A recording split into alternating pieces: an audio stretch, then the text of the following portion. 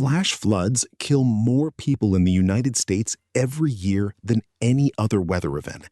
Not hurricanes, not tornadoes, not lightning. Flash floods. And the specific reason they're so deadly is the same reason they're so terrifying. They don't announce themselves at the point of impact. The rain that causes a flash flood can fall miles away, up in the watershed, up in the mountains, and the drainage below can be perfectly dry right up until the moment it isn't, right up until the moment the water arrives. You don't see it coming. You hear it. A sound like a freight train in a place where there are no trains. And then the water is there. 6 backpackers camping in a narrow canyon drainage in the Jefferson National Forest wake at 3 a.m. to exactly that sound. They make it to high ground, all 6 of them, which is the miracle of the story, which is the part that should be the ending. It isn't the ending. In the morning, when they come down from the high ground to look at what the flood left behind, they find something in their campsite that the water could not have carried. Something that was placed there, while the flood covered the movement and the noise, and gave whatever placed it the cover it needed to come in close. Pull up a chair. The fire's going. The sound in the tent was wrong before Mara understood what it was. She'd been half awake for 20 minutes already, the particular half-sleep of a third night in the backcountry, when your body has mostly adapted to the ground and the temperature, but hasn't fully committed to trusting the dark. And the sound came into her awareness the way sounds do when you're in that state, slowly and without announcement, building in the background until it was impossible to ignore. A roaring, low and continuous and growing, coming from upstream, coming from the drainage above the canyon where they'd camped, the narrow slot canyon in the Jefferson National Forest that their trip leader, Marcus, had described as a perfect sheltered site, protected from wind, reliable water source 20 feet from camp, flat gravel bar for tents. The gravel bar. The drainage. Mara was out of her sleeping bag before she'd finished the thought. She unzipped the tent and the sound hit her at full volume, no longer muffled by tent fabric, enormous now, the roar of something coming fast and large through a confined space, the particular sound that people who have heard it once never forget and never want to hear again. She screamed Marcus's name. She was already running for the canyon wall. 6 people made it to the high ground. That was the fact she held on to in the days afterward, whenever the other parts of the night tried to be the only thing she remembered. 6 people went to sleep on the gravel bar, and 6 people made it to the high ground, and all 6 of them were alive when the sun came up. Marcus had drilled it into them at the trip planning meeting. Canyon camping, flash flood protocol, know your high ground before you sleep. They'd all looked at the canyon walls when they'd made camp and identified the route up, and Marcus had made them each walk it once in daylight so their feet knew it in the dark. Their feet knew it. All 6 of them made it. Mara, Marcus, Dev and Sasha, who were a couple from Roanoke and had been backpacking together for 8 years. Tomas, who was a friend of Marcus's from college, and Yolanda, who was the newest among them, on her 3rd backpacking trip, who had asked the most questions at the planning meeting and listened to the flash flood protocol with the focused attention of someone who was going to actually use it. They made it to the ledge, a wide sandstone shelf 15 feet above the canyon floor, more than enough clearance, and they stood in the dark and watched the water come. There was no adequate preparation for watching a flash flood in a slat canyon in the middle of the night. The water came as a wall, not a wave, a wall, brown and carrying everything the drainage had collected in the miles above them, logs and debris and the accumulated material of a watershed moving at once. It hit the canyon floor with a sound that they felt in their chests, and it filled the canyon to within 4 feet of their ledge in the first 60 seconds, and it kept coming, kept rising, the roar continuous and total, and for 3 minutes none of them said anything, because there was no point in saying anything. The sound owned everything. Then it stabilized. The rise slowed. The debris kept moving past. Dark shapes in the water, indistinct in the darkness, the shapes of things carried a long way and moving fast. Marcus had his headlamp. He shone it on the water. They watched the flood move through their campsite. Their tents were gone immediately, lifted and carried in the first surge, scattered downstream in seconds. Their gear, what hadn't been in their sleeping bags with them, was gone. The gravel bar was gone. The flat, perfect camping surface was under 4 feet of moving water. The roar began to ease around 4 a.m. The water level dropped slowly. Flash floods rose fast and dropped slower, the watershed draining at its own pace. By 6:30, the canyon floor was visible again, muddy and rearranged, a thin, fast current still running, but the catastrophic volume gone. By 6 a.m., it was light enough to see. Marcus said, "Let's go down." The campsite was destroyed in the way flash floods destroyed campsites, completely and without sentiment. The gravel bar had been rearranged, the flood depositing a layer of fine silt over everything and moving the larger stones into new configurations. Debris was everywhere, branches, organic material, the particular clutter of a drainage that had been emptied of everything loose. And their gear, scattered, muddy, some of it destroyed and some of it recoverable. Sleeping bags hung in branches where the surge had deposited them. A cookpot was wedged against the canyon wall 6 feet up. Mara's rain shell was in the current, snagged on a root, still moving slightly. They spread out across the campsite, taking stock, beginning the process of assessment and recovery that experienced backpackers defaulted to after a crisis. Systematic, practical, something to do with the hands while the adrenaline finished working. Mara was the one who found it. She was working the downstream end of the gravel bar, checking for gear that the flood had deposited at the canyon's slight bend, when she saw it. She stopped. She looked at it. She looked at it for long enough that Dev, working 20 feet away, noticed she'd stopped moving. "You okay?" he called. She didn't answer right away. "Mara, come look at this," she said. It was sitting on a flat rock at the edge of the gravel bar at the base of the canyon wall, in a spot that had been above the waterline during the flood. The silt line on the canyon wall was 18 inches above the flat rock, clear and precise, the boundary between where the water had been and where it hadn't. The flat rock was dry. The object on it was dry. It was a bundle. The only word for it. A bundle of material bound with cordage, the cordage made of something organic that Mara couldn't immediately identify. Not paracord, not any synthetic she recognized. Plant fiber maybe, twisted and dried. The bundle itself was... She crouched to look at it without touching it. The bundle was made of bark. Pieces of bark, layered and folded around something interior, bound with the cordage. The bark was fresh. Not old, not weathered. Fresh enough that the cut edges hadn't dried completely. It had not been there when they'd made camp. She was certain of that.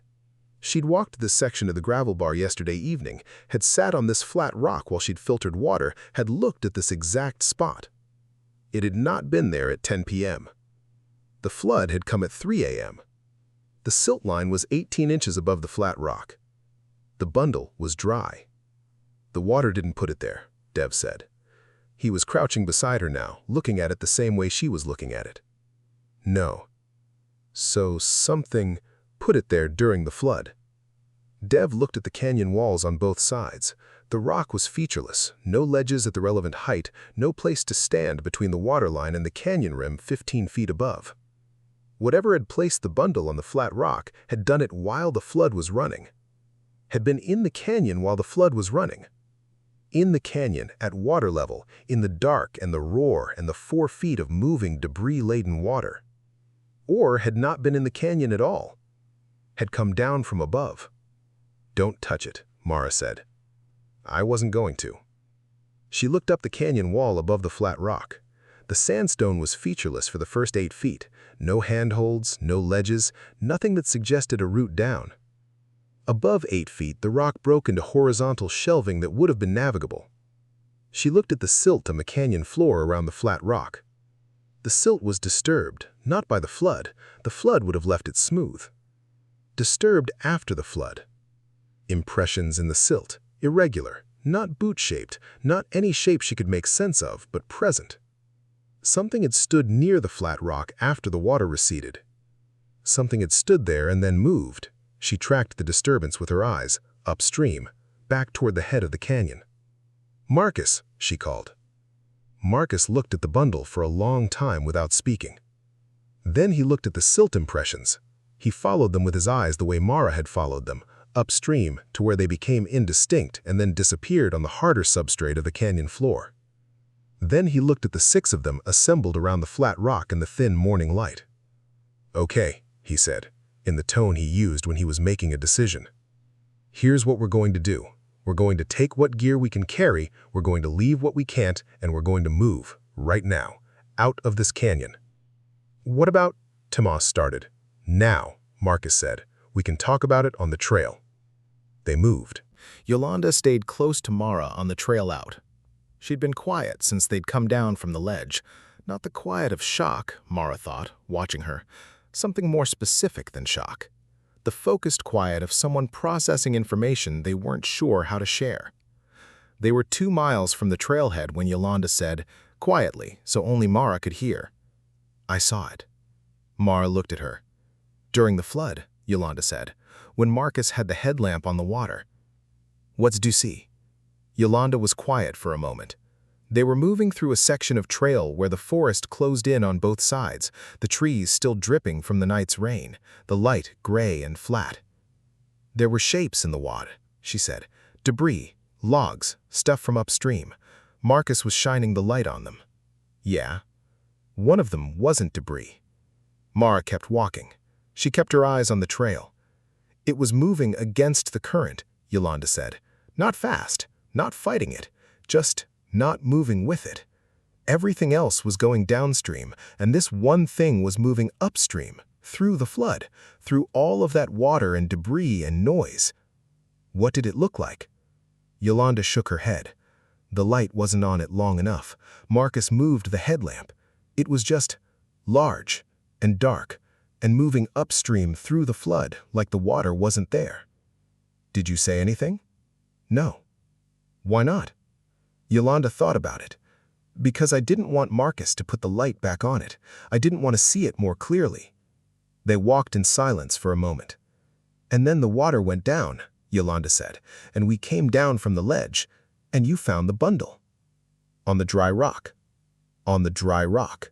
She paused. "It left it there. On the way back. On the way back upstream after the water dropped, it came through the campsite and left it on the dry rock." "Why?" Yolanda looked at the trail ahead. "I don't know, but it knew we were there.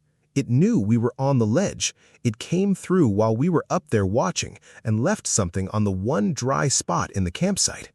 She paused. "That's deliberate. That's not an animal.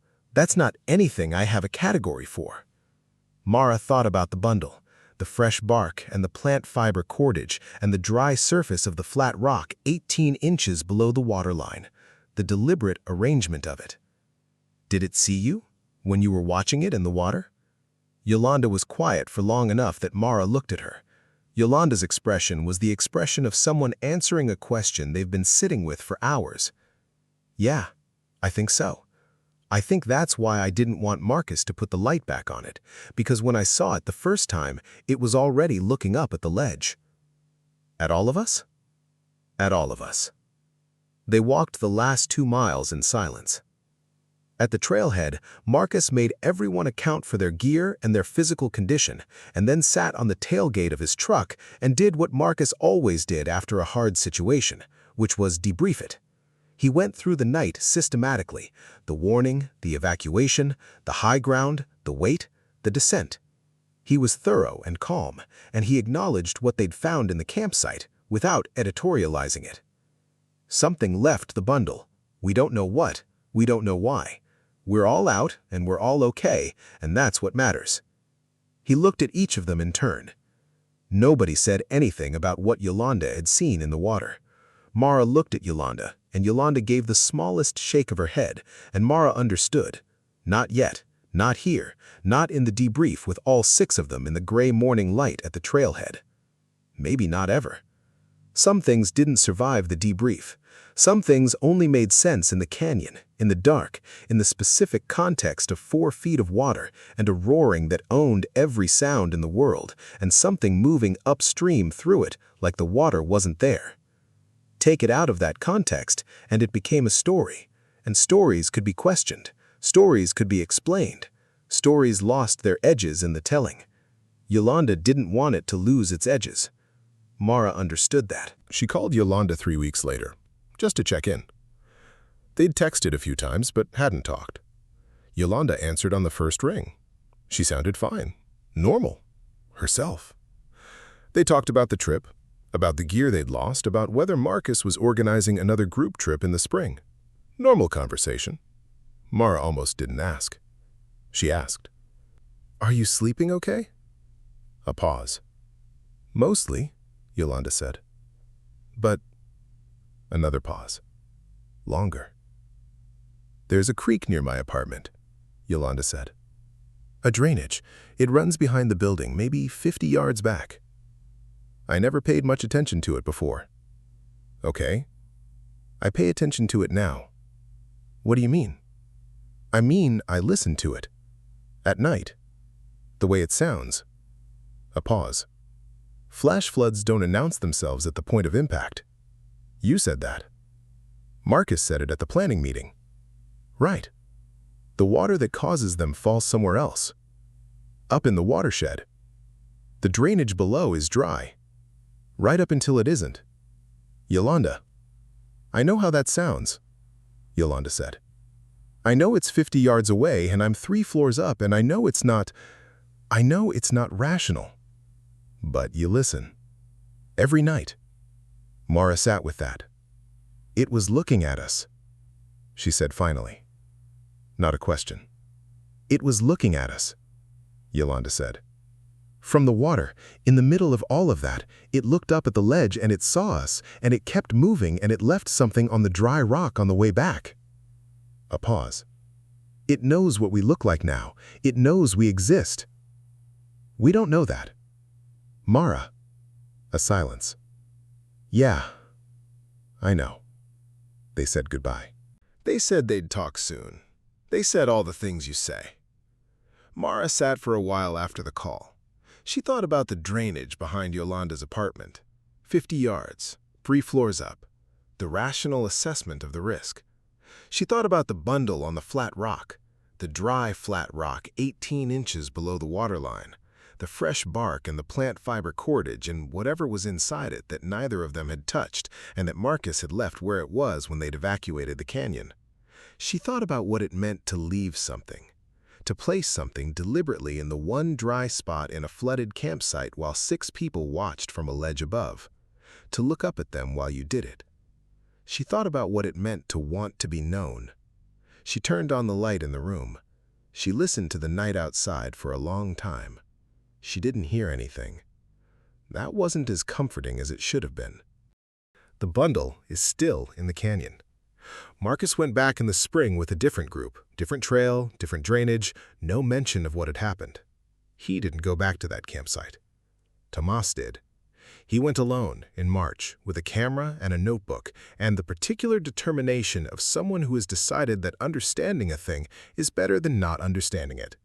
He came back without the camera. He said he'd lost it in a stream crossing. Mara doesn't believe him. The notebook he brought back is full. She saw it on his kitchen table the one time she visited after the trip, every page covered. But he closed it before she could read it, and he hasn't mentioned it since. There are 6 people who were on that ledge in the Jefferson National Forest at 3 a.m. watching a flash flood move through their campsite. One of them saw what was in the water. One of them went back alone. And all 6 of them, on nights when the rain is heavy and the sound of it hit the roof gets loud enough, find themselves listening. Not for thunder, for something moving against the current. The fire's still going. Come back soon. If this one got into you, if you're going to listen differently the next time you hear water moving in the dark, subscribe to Whispers by the Woodline and hit the bell so you don't miss the final 2 stories. 2 more are coming. The series is almost done, and the last 2 are the ones I've been building toward. Drop a comment below. I want to know, would you have touched the bundle? Because Tomas went back, and he came back without his camera, and the notebook is full.